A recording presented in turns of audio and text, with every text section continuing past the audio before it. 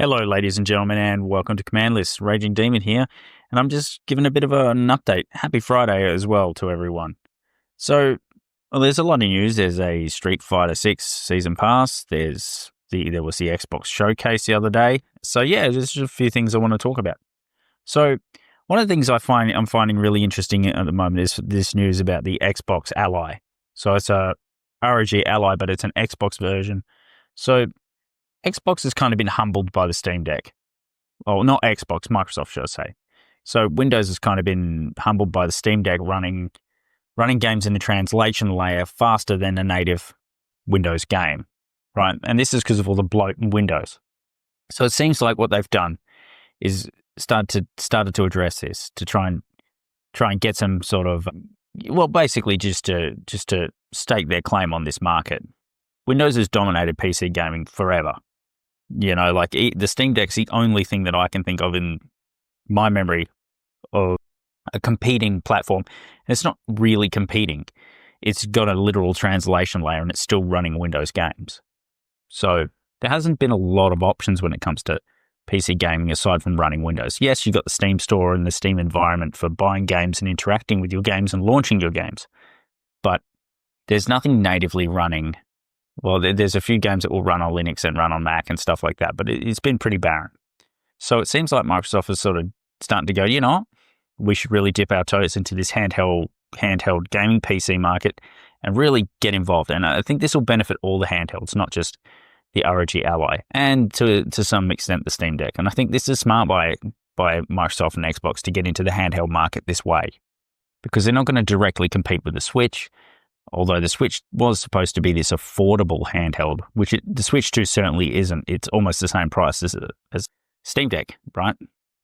But they are cornering the other side of the market, which is the serious, you know, sort of more serious gamer who doesn't want to play Mario Kart, right? Who wants to play non-Nintendo IPs, you know, and play stuff that will run a bit better and be a bit more graphically impressive, right? So one of the most underwhelming things for this Switch 2 release for me was the fact that it's only really Mario Kart and that Donkey Kong game coming out. Nothing else is really original. The fact that there's a Breath of the Wild port is kind of ridiculous when you think about it. That was a launch game. That game actually came out on the Wii U as well. So the fact that they've re-released that, it's not a knock on it, but it's like a launch title. And so is Mario Kart. I mean, it's a really no point getting into Switch 2 at the moment. Unless, of course, you were going to get one anyway and you got the money aside or whatever, right? So no knock on people who've got one. I had a pre-order for a while there and I canned it and got myself a Steam Deck instead. But yeah, this is going to be an interesting thing to watch, because I'm a bit of an Xbox guy and I'd like to see each platform be competitive and be taking it to the other guys. And the PlayStation and the Xbox has sort of been falling behind on the console end, but despite the power of the Xbox Series X and stuff, they don't have all these exclusives that PlayStation have. Not that PlayStation's exclusive, so apart from a few series like Final Fantasy and what else have we got? God of War, and there's some things like that make the PlayStation worth owning, of course. But yeah, that's sort of not been doing too well against the PlayStation. So it would be good to see Xbox take a sort of different approach. The PS Portal, the Portal device for the PlayStation 5, in my opinion, is just a really expensive controller with a screen. It's not a handheld. It's great in your house if you want to, you know, if your missus is watching a movie or something. But aside from that, sort of like, don't really see the point of it. Whereas Xbox has taken a more software-laden approach where they're going, we'll let you have some design elements and help you out with the feel and look of the device. And we'll also start trimming the fat from Windows to help you run these things better. So really exciting and also really interesting to watch. So won't go on about this one too much, but just something I'm finding interesting at the moment. Another piece of news is Season 3 for Street Fighter 6. So the characters announced are Sagat, C-Viper, Alex, and Ingrid.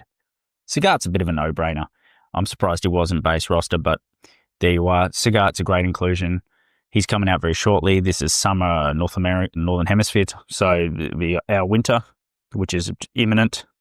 So, or just started, right? So this will be basically pretty much now, this release. C-Viper, also a bit of a no-brainer. Good to see her back. I know some people will be excited about that. That'll be Northern Hemisphere autumn, and obviously that'll be spring for us down here in the south. And these two are the ones where you would have thought they'd try to finish strongly, right? But these two are the ones that are kind of meh, right? You got Alex. Why? No one asked for him. Didn't work in 3. He's not going to work now. I don't like Alex as a main protagonist. They've tried Luke as well now. Put someone more interesting in. You know, you've got so many characters. People want so much more than Alex. You know, Final Fight characters, fucking Danny said on Retro Wars the other day, Sakura, yes, Sakura is a bit of a no-brainer too. She would be far more well-received than Alex. Yeah, it's just I find that announcement a little bit disappointing.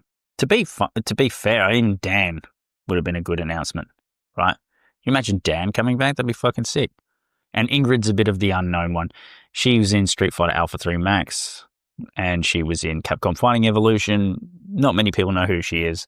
I was kind of like, yeah, cool, but that's not how you anchor your Season 3. So you've got to anchor your Season 3 with someone with a bit more pulling power than Ingrid, who very few casual Street Fighter fans will even know who the fuck that is. And just, unless they've done some major character development and overhaul that we're not aware of, it's a kind of, you know. So, you know, you had Bison and Akuma in one of the seasons in the first season. I mean, that was exciting shit. They should, again, Akuma probably should have been base roster, but whatever. It's great to see him. They couldn't keep him out of the game too long. People would fucking have a fit, but yeah. So I'd rate that season pass character DLC announcement as sort of like a 5 out of 10. I'm excited to see Sagat and see Viper. Yeah, I'm interested, but not hyped. And the rest are kind of, you know, meh. So, yeah, and also in addition to just talking about this latest news, these updates for your Friday, I wanted to talk about the new Patreon tiers. So what's going to be happening is, it's already happened. So if you could just go to our Patreon, was it HTTPS or all the bullshit, patreon.com/command list with a K, and we have 3 tiers now. So we have the Dave tier, which only Dave Henley can be part of, because it's you know, he's the number 1 patron, so he's got his own tier. It's 1 of 1. Too bad everyone else, you can't join that tier, but you can join the backwards compatible tier, which will get you at the end of July. I'll be taking all the old episodes, not all of them. Sorry, I'll be leaving 15 current episodes up, and all the backlog will be going behind that tier. So that will be a $1 tier, and you'll get Discord access. Those with already got Discord access, you're cool, don't worry. And yeah, so that tier will have the Discord access. It will have the backlog, the full catalog of command list, and then there will be the closed beta tier, which will be our highest tier for $5 US, and that will have bonus episodes, 1 to 2 bonus solo episodes from me a week. You'll get a shout out, and yeah, so there'll be basically going forward. That'll also have all the benefits of the other tier. So I'm pretty sure I covered all the extra episodes. And if there is going to be anything released on both, you'll get it. You'll probably, I'm tinkering with the idea of a little bit of an early release, but I haven't finalized that yet. So forgive me if I've forgotten anything. It's all listed on the Patreon anyway. So yeah, so the thinking behind this is obviously to try and cover the expenses of the podcast, and just to try and make a little bit of money on the side, and, you know, help turn this into more than just a hobby, if that's possible.